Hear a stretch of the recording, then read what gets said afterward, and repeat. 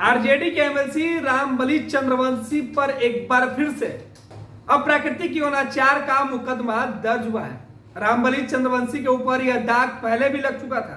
हालांकि यह दाग एक बार फिर से उनके कॉलेज के एक छात्र ने लगाया है। कहा है कि रामबली चंद्रवंशी अपने घर पे बुलाए थे, जब उनसे मिलने पहुंचा अपने दोस्त के साथ तो उसके दोस्त को नीचे और उसे खुद अपने बेडरूम में ले गए। आधी रात के बाद रामबली चंद्रवंशी उसके साथ गलत हरकत करने लगे। विरोध करने पर मारपीट की, जान से मारने की धमकी तक दी। साथ ही साथ कहा कि झूठे मुकदमे में फंसा देंगे। आपको बता दें कि आरजेडी के कई विधायक इस तरीके के आरोप झेल चुके हैं। आपको याद होगा कि आरजेडी के विधायक रहे राजवल्लभ यादव हो या फिर आरजेडी के ही विधायक जो अब तक फरार हैं अरुण यादव, उनके ऊपर भी नाबालिग से दुष्कर्म करने का आरोप लगा। राजवल्लभ जेल में और सजा काट रहे हैं तो अरुण फरार है। अब रामबली चंद्रवंशी का नाम सामने आया। हालांकि इसके पहले भी उनके ऊपर 2 साल पहले मुकदमा दर्ज हुआ था। वो भी मामला काफी सुर्खियों में आया था जब रामबली चंद्रवंशी को आरजेडी ने एमएलसी चुनाव के लिए अपना उम्मीदवार बनाया था, तभी यह मामला सामने आया था।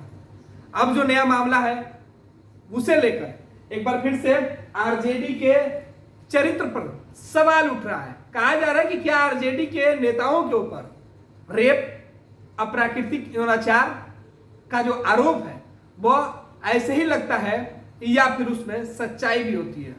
आपको बताते कि आरजेडी की तरफ से भले ही राजवल्लभ का मामला हो या फिर अरुण यादव का, सफाई तक नहीं दी गई, लेकिन रामबली चंद्रवंशी की तरफ से सफाई भी आया है। वो कह रहे हैं कि उनके ऊपर जो आरोप लग रहा है वो बेबुनियाद है। छात्र उनकी छवि धूमिल करने के लिए इस तरीके के आरोप गढ़ रहे हैं।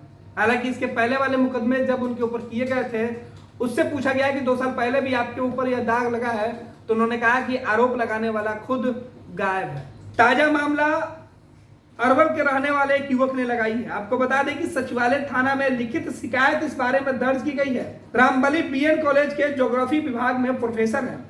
पटना में एमएलसी का सरकारी आवास आर ब्लॉक स्थित नए फ्लैट में फ्लैट नंबर 44 है। सचिवालय थानेदार सीपी गुप्ता ने बताया कि युवक की लिखित शिकायत मिली है। पुलिस उसके आरोप की जांच करने में जुटी है। हालांकि अभी प्राथमिकी दर्ज नहीं हुई है। आपको बता दें कि करीब 2 साल पहले भी एक युवक ने एमएलसी पर ऐसा ही आरोप लगाकर पिरभोर थाने में शिकायत दर्ज कराई थी। यह पूरा मामला 4 फरवरी का है। आपको बता दें कि युवक ने अपने शिकायत में लिखा है कि 4 फरवरी की शाम वो 2 दोस्तों के साथ एमएलसी के फ्लैट पर गया था। उनसे कुछ काम था, उन्होंने रात में रोक लिया। एमएलसी ने दोनों दोस्त को नीचे वाले कमरे में और मुझे ऊपर वाले कमरे में अपने साथ सोने को बुलाया। पुलिस को दिए गए आवेदन में पीड़ित ने आरोप लगाया कि रात 11 बजे रामबली अप्राकृतिक यौन संबंध बनाने के लिए अश्लील हरकत करने लगे। विरोध करने पर पीटा और झूठे मुकदमे में फंसाने के साथ ही जान से मारने की धमकी भी दी। किसी तरह वो वहां से बच निकला। हालांकि इसके पहले जो मुकदमे दर्ज हुए थे उसमें कहा जा रहा है कि बीएन कॉलेज के ही प्रोफेसर 2 साल पहले भी उनके ऊपर अप्राकृतिक यौनाचार और मानसिक रूप से प्रताड़ित करने का एक युवक ने पिरभोर थाना में मुकदमा दर्ज कराया था। सचिवालय थाना को दिए गए आवेदन में उस युवक ने पिरभोर थाने में एमएलसी के खिलाफ एफआईआर कांड संख्या 148/2020 का भी जिक्र किया है। आपको बता दें कि जिस युवक ने 4 फरवरी की घटना का जिक्र किया है वो 2 साल पहले वाली घटना का जिक्र करते हुए अपने शिकायत में सचिवालय थाने में जो शिकायत उसने दी है उसमें भी उस घटना का जिक्र किया है और उसका केस नंबर भी डाला है। हालांकि इस पूरे मामले पर रामबली चंद्रवंशी की तरफ से जो सफाई आई है उसमें बताया गया है कि वो जो आरोप उनके ऊपर लग रहा है वो निराधार है। 4 फरवरी को उनके फ्लैट पर 2 दोस्तों के साथ एक लड़का आया था, लेकिन वो फंड मांगने आया था। हालांकि एमएलसी कोटे के पास फंड नहीं है, इस बात का वो हवाला दिए थे, जिसके बाद इस लड़के ने इस तरीके के आरोप उनके ऊपर लगाकर उनकी छवि धूमिल करने की कोशिश की है।